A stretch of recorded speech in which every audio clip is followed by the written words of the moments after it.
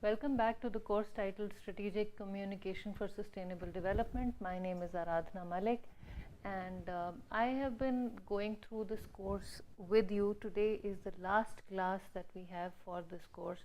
So I'm going to be sharing a few things with you in this course, and those are, we'll wind up a little bit. We'll just talk. We've talked about various things. We've talked about the different types of communication that we can have. We've talked about what sustainable development is. We've talked about how it plays out. We've talked about how you can strategize communication.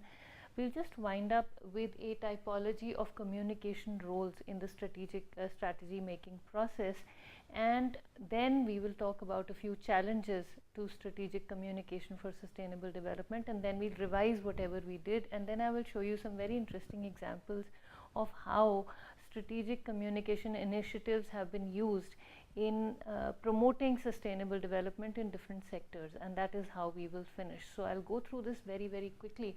Now, when we talk about communication roles, we've talked about what happens, how we make strategies and all, but how are we essentially, what are we doing in our roles as people who are communicating, who are talking to other people? That is what this part of the presentation today deals with.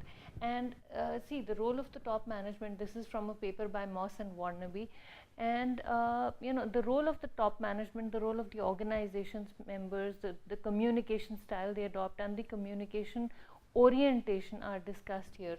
So if the top manager behaves like a commander, if the communication will be unidirectional, and the role of the organization's members, the people who are listening to the commander, will be soldiers. The communication style will be unidirectional, one-way communication. I've used the abbreviation COMM because of lack of space. If I write the whole word communication, then the table goes down. So just to keep things readable, I've used COMM for communication here in this particular slide. The objective is to inform and impel action in times of crisis, in times of immediate, where we need immediate action. Unidirectional communication works best where we have deadlines to finish, where we have to implement, and implementation of policies is different, but when there is a crisis, we just need things done. At that time, the person in charge of the whole activity could be an elder in the community, could be a senior member of the community, could be the most influential member of the community, could be anyone. So the top management, or the person who is handling the whole show, will have to take on the role of the commander, and the people who are implementing, or who are going to do what needs to be done, will take on the role of soldiers. And it will be primarily one-way communication, and primarily with internal stakeholders, with limited communication with external stakeholders. We don't need to tell the rest of the world what we are going to do. Maybe there's a flood in the village. What do we need to do? We need to save lives. Number one priority is to save lives. We need to get people out. First is saving lives, second is saving property. So we first save lives. We just say get out, leave your homes, move out, move to a safe region. We cannot have discussions with the community at that point, explain the pros and cons. All we have to say is water is coming, you will die if you don't run for your lives. So that there's a, this is the arrangement we have made. There's a boat waiting, get into the boat and go. So that time it is unidirectional. So then coach, when we need, in different, at certain times we may need to play the role of coaches. People who are directing the whole effort may need to play the role of a coach, and the organization's members become players. So it's inspirational. We need to motivate people. We need to tell people that, look, if we don't look after our environment, we could have floods, we could have famines, we could have a drought, we could lose our land, the land's fertility will go. So please do. The first instance is go do it. Number two, in the second instance, we are saying please do it because that is the message that is going. So it's a two-way communication. The objective is inspirational. The objective is to persuade and encourage action. We are not forcing action. We are not asking people to do something. We are just saying that this is why you should do it. If you do it, you will stand to benefit. So it's oriented both to internal and external stakeholders, and it's aimed at communicating the vision. Again, I'm taking it out of the context in which this paper was written. We need to, these are things that we can implement even in the field. So it is oriented both to internal and external stakeholders, people who are actually going to be affected by the activity that is being suggested, and people who might be contributing in terms of resources, in terms of time, the external people who might be getting affected tangentially, not directly. So it's aimed at communicating the vision, the direction of the activity that is going to take place, or that is being requested to be done. Then boss or subordinate, that is another role that, the way we communicate, another role that could come to the fore would be, again, boss and subordinate. Informational, objective is to inform and explain, primarily one-way communication. Receptive to communication, the communication orientation is receptive to communication from external stakeholders to aid decision making. There are people who want to invest in communities that need help. They have time to offer, they have money that they would like to put in there. So at that time, when we are taking the views of the external stakeholders and we are taking them to the field, again, this is totally against what I have been telling you right from the beginning. I am insisting on participation, but when somebody is investing money, they need some things done. We can communicate the abilities, the concerns of the community to the people who are putting in money. But at times, we need to give them, if they're putting in money, we have to give them what they want, otherwise they will not invest money. So there are certain things that need to be done to satisfy the people who have pumped in money also, people who have pumped in their efforts also, people who brought in a new perspective to the area also need to be satisfied. Their goals, their ideas also need to be implemented. So again, first, and again, it's a dance of communication. Sometimes you hear one person, one side of the story, sometimes you hear the other side of the story, but you take a decision based on both sides of the story. So here, the person making the decisions is receptive to communication from external stakeholders to aid decision making. Then sometimes we adopt the role of facilitators. So we become, the organization's members become participants. The people who are actually doing things in the field become participants. And the role here, or the communication style, is enabling style. The objective is to inform and explain. Again, primarily one-way communication. In participatory communication, we are getting the information. People are going to come up to us and ask us why. Tell us why should I do this? Why should I be careful about the environment? Why should I, take care of my environment? Why should I not use plastic bags? Stuff like that. So at that time, it is again informational. So the idea is to inform. The idea is to encourage people, again through explanation. This is different from inspirational. Inspirational would appeal to people's emotions. Here, enabling would appeal to people's logic. This is why it's not only for your future generations, for yourself also. This is why if you use too much of plastic, you bury it in one corner of the field, you will find that it remains the same even after 2 years, as opposed to you using paper bags, which will be consumed by the soil, which will become part of the soil, in the next in a reasonable amount of time. Maybe after 6 months, if you dig out the same place, you may not find paper, you'll just find soil, or you'll find the paper has been eaten up or has disintegrated. It's become part of the soil. So again, the enabling is more appealing to the logic. It's appealing more to the logic of the people than emotions. It's oriented both to internal and external stakeholders, emphasizing on mutual understanding. Here the idea is understanding, not emotions. When we talk about coach and player, we are also looking after the emotional aspect of people. Human beings are so complex. When we are dealing with each other, I'm not just a machine, I'm not just a resource, I'm not just going in to do things. I'm not dealing with machines. I'm dealing with human emotions. I'm dealing with human aspirations. I'm dealing with human energy. I'm dealing with human moods. I'm dealing with a whole bunch of things. So I have to appeal to every aspect of human behavior. Then the last one is sponsor. Sometimes when we talk to people, we have to adopt the role of sponsors, and the people who are going to take action will become the entrepreneurs. And the role is motivational. The objective is to inform and motivate people to do new things, to come out of their shells, to look beyond whatever they have been doing. So it is inspirational, it is motivational, two-way, upwards and down. So we talk to everybody who, and you know, the communication goes in all directions here, and it is oriented to internal stakeholders to facilitate performance and stakeholder views, to find out what they can and cannot do, what they are open to and not open to doing, and then encourage them to look beyond whatever they have been doing so far and do something new. Okay, so that is sometimes, as communicators, as strategic communicators who have the energy, the willingness and the resources to go and do something in the community, this is the role we have to adopt. And that is how we can strategize our communication when we use, you know, we use these, or we put on these hats at different points in our communication with the community. And again, you'll say, throughout this presentation you have been talking about, throughout your classes you've been talking about myself and the others.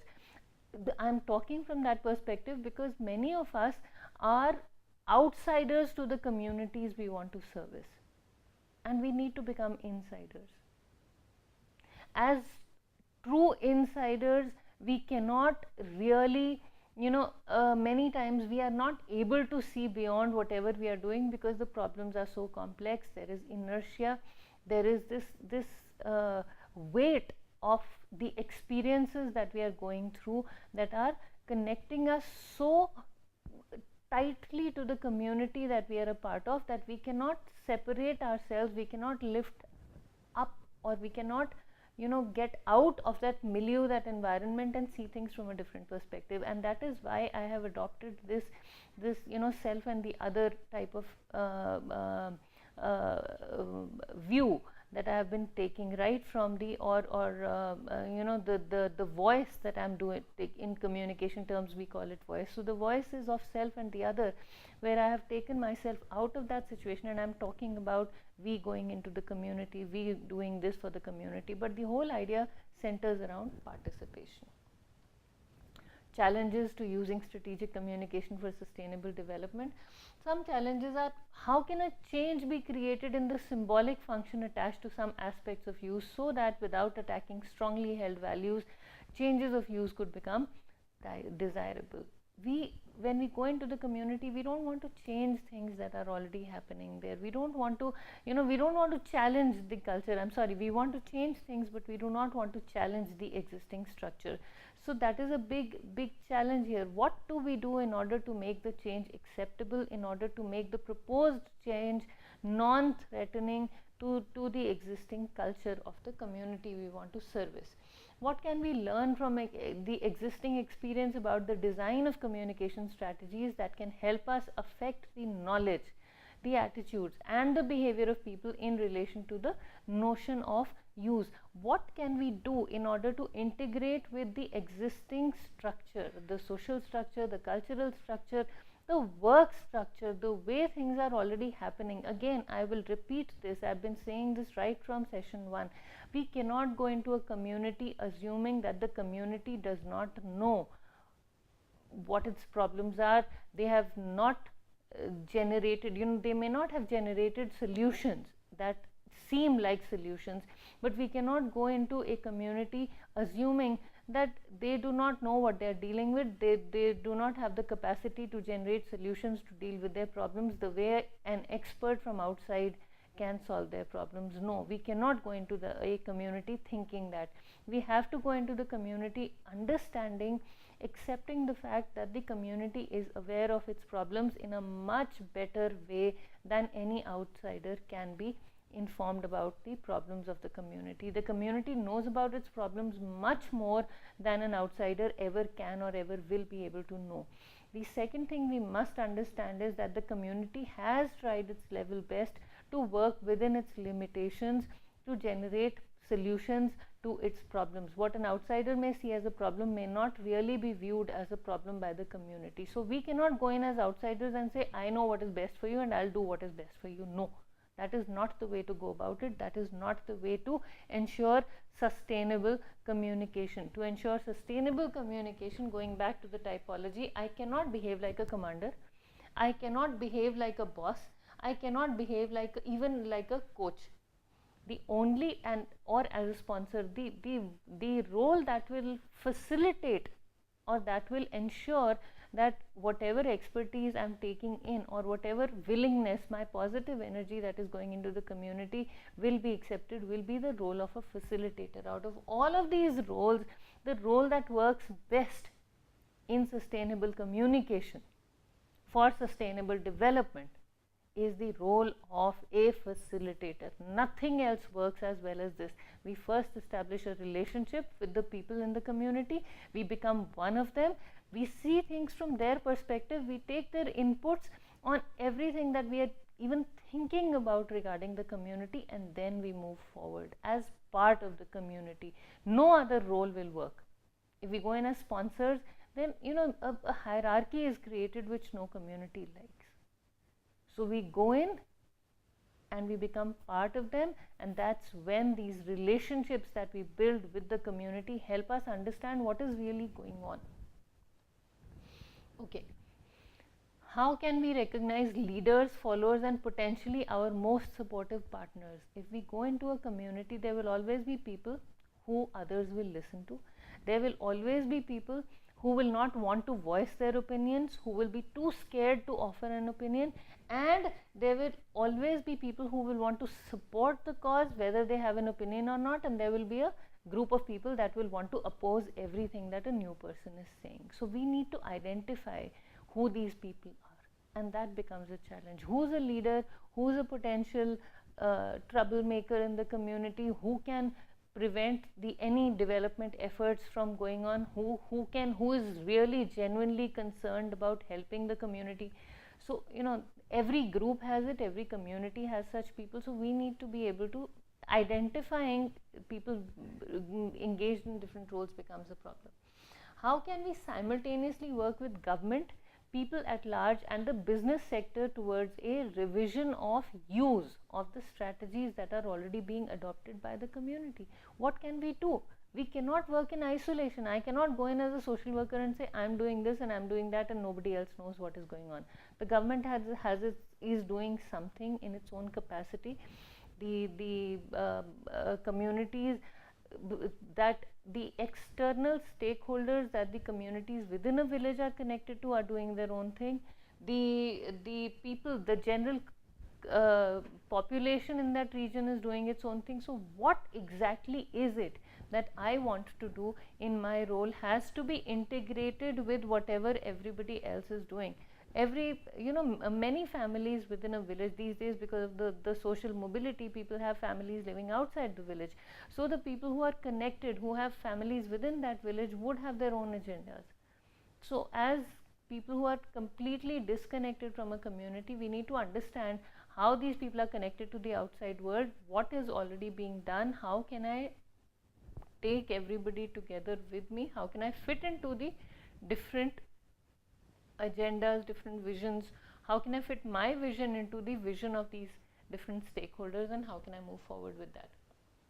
How can we constantly increase the circle of partnership involved in the process? Who all can become partners, who all want to become partners, who all want to contribute, and how and why, and how can we sort of form this network? How can we develop this partnership in order to deal ethically with the revision of use of certain things, so as to ensure as a consequence the active participation of all partners? We don't want anyone to oppose our efforts. So what can we do in order to get the participation, get everybody on board, get everybody involved in the process of helping the community become more self-dependent while conserving the environment while preserving the environment. And so in getting everybody on board, we need to find out, we need to understand how we can develop this partnership ethically so that nobody is offended. What specific actions will promote a revision of use material, that revision, and establish new cultural paradigms? When we talk about use, we are talking about use of resources that the community has at its disposal, and we are talking about the sustainable use of resources. So what specific actions will promote a revision of use, materialize that revision, and establish new cultural paradigms for a change in the way the resources are used? These are some of the challenges strategic communicators face while dealing with communities. Now, at this point, I'm going to take you through, this is pretty much the end of whatever it is that I wanted to tell you, the new information that I wanted to give you in this course. I'll quickly take you through a revision. We'll revise whatever we have done in the next maybe 5-7 minutes, and then I'll show you some very interesting resources that, or examples of how strategic communication is being used for sustainable development in different parts of the world. So going back to whatever we have studied so far, this is the whole presentation, so I will end the show here and I will, okay, there seems to be some problem, yeah, okay. And of course, the bottom line is the principles of sustainability communication. This is something that we did in lecture 3, so you can go through this list again. Now let's go through the whole presentation once again, right from the beginning.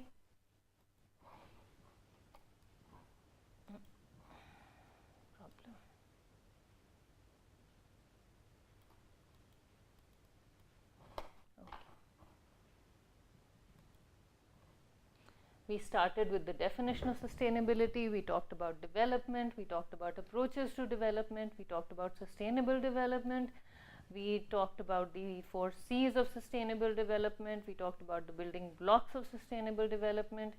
Then we moved on to models for public participation in sustainable development, and I must tell you that this is the most important aspect of any effort that we put in for sustainable development. Public participation, participation of all stakeholders, is the one, if you want to know what is the one thing that makes the world go round in the field of sustainable development, it is participation.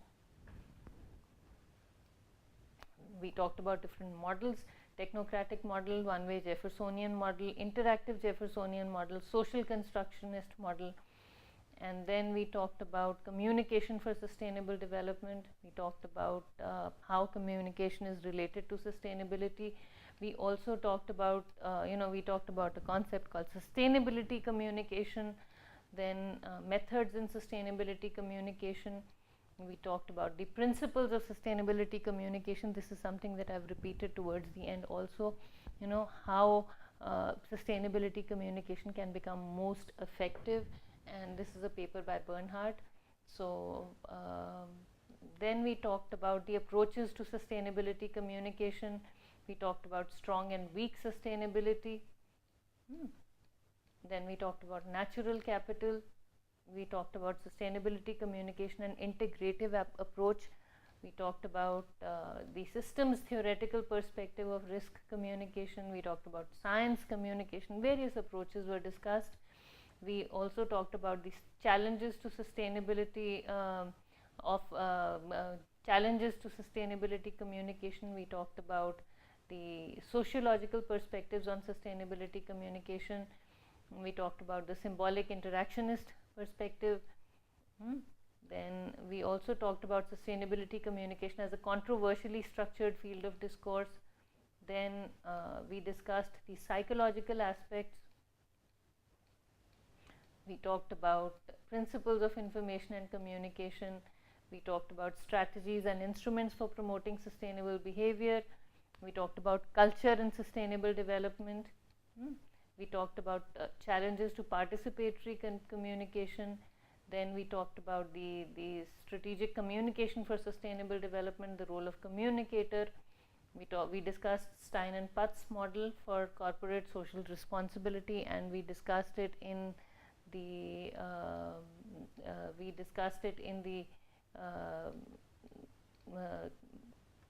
context of sustainable development.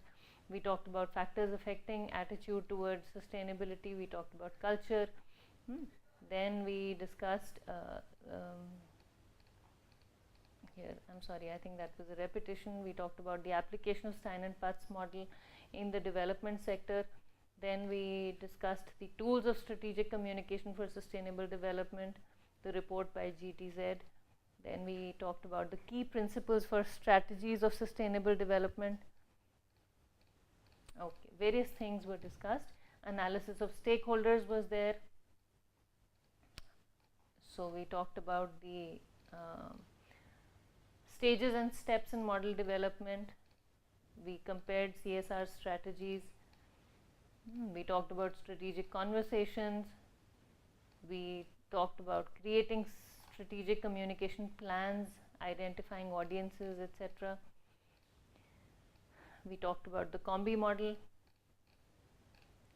We talked about communication and media, ICTs, and then we ended with the we discussed the typology today. So a few things that I must show you. I think the time is running out. So a couple of things that I must show you here are, and I should have discussed this right in the beginning, the Sustainable Development Goals of the United Nations. Now this is our guiding principles, and I kept it for the end. The Sustainable Development Goals of the United Nations are the guiding factors for most sustainable development efforts in the whole world. Then I've given you this link in the slide. The other thing that I want to show you is the Sustainable Development Goals post 2015 agenda. Then there is a lecture by Professor R.B. Singh of Delhi University on the Indian experiences with the UN Sustainable Development Goals. You can view this lecture. There is so these are some of the examples of how the Sustainable Development Goals are being discussed. Some channels that help you understand what these goals are and how they are being applied are the International Program for the Development of Communication and the Communication Initiative Network. And so you can view this. Communication Initiative Network is a brilliant initiative to promote sustainable development and to promote communication for development in different sectors. It's very nice. Please become, it's a free membership. You can become members and you can get a whole bunch of or a whole lot of information about how communication is being used for development. It's very nice. The other thing that I want to show you here is some texts. You can go through these texts. There are various books that are available. Some examples of commitment to environmental sustainability. I'm going to take the liberty of showing you this 3-minute video that is, I think we'll run a little bit beyond time, but I'm going to show this to you. So this video is very nice, and you can view this video how people, there's a company that is generating electricity by walking. So a company that, when we talk about sustainable development efforts, these are the efforts that are taking place. It's not when we talk about people, planet and profit. Now this particular clip, it's 3 minutes, but I think we'll finish the class in about 35 minutes as opposed to 30 minutes. So I'll show you, it's 3 minutes. So it's not only, we are not only doing this for the purpose of ensuring sustainability, it's also for the purpose of making profits. There are companies that are harnessing environmental different types of energy from different sources and using it to make profits, and those are the examples that I have shown you in this particular slide. So let's very quickly go through this.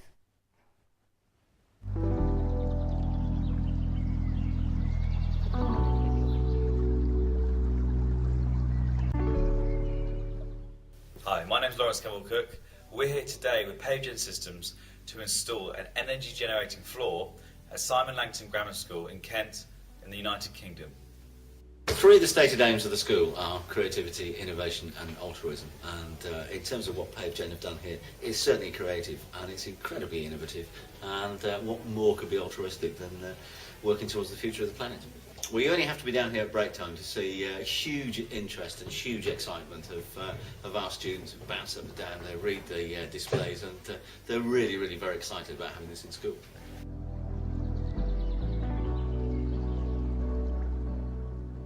PaveGen were asked to install an energy-generating walkway into a school with 1,100 pupils. Our technology converts the kinetic energy from a footstep into usable electricity. We're using 50% of the energy generated in a fun, interactive way. The other half of the energy is being stored and used to power some of the lighting within the corridor. An important aspect of the installation is that we monitor the data on site but also remotely via our data logging equipment.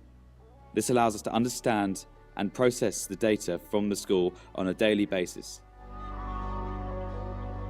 Oh, well, the PaveGen installation looks superb because it's just a fantastic opportunity for the students to get a visual representation of what they're doing, the way that they can harness energy. It's, you know, it looks good.